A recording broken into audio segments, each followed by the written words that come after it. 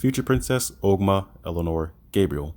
That's going to be the first team I cover, then we'll move on to some other popular light teams you see throughout the meta. Yes, we're finally back to the content you guys really want to see.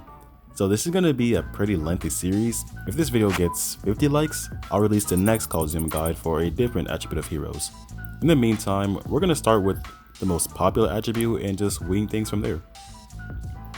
So to get right into it, here's a basis on what you should generally run on each individual hero. In terms of Eleanor and Gabriel, one of them is actually set as a healer and the other a dealer. It's really up to you to make that judgment call, but in terms of recovery, you'll want to have Ocean Earring and heal cards of course. Then you'll also want to make sure you stock up on vending machines for your merchant of choice. Depending on who you set as your dealer, aka DPS, it's good to have motherships.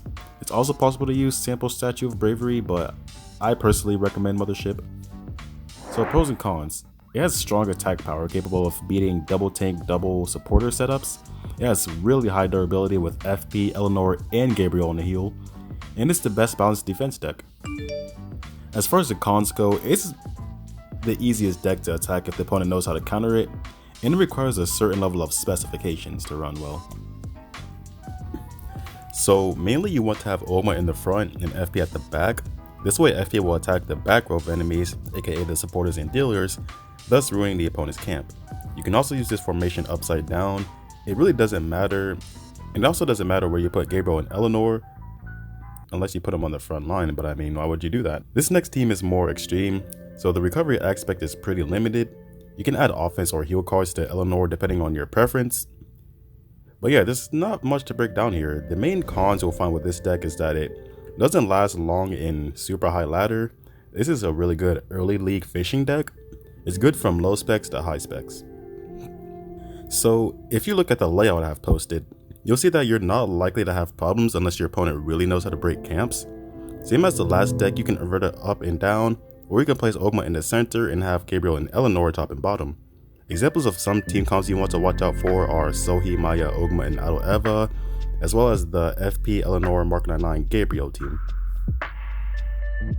For this team, out of Eleanor and Gabriel, I recommend setting your DPS on the hero with a higher weapon break, then put heal on whichever one has the lower weapon level. Even with Mad Panda Brooch, you get good DPS, so if you have it, I recommend equipping it. This way, if you're up against a Mark 99 dealer, you can deal with it to a certain extent so long as you're wearing the Mad Panda Brooch. You do have a weak resilience with this deck, so keep that in mind. There are many layouts you can use with this deck, so this is a pretty general one I have posted here. It looks like an hyper offense squishy deck, but so long as you're not going up against Beach Sohi, your holding power will be pretty good. It's an especially easy win if the opponent doesn't have Arena. And with that being said, that's the end of the video. I hope you all found it helpful. If you did, be sure to subscribe and don't forget the 50 likes goal for me to drop the next attribute of heroes in this same format. Thank you all so much for watching, and I will see you in the next one.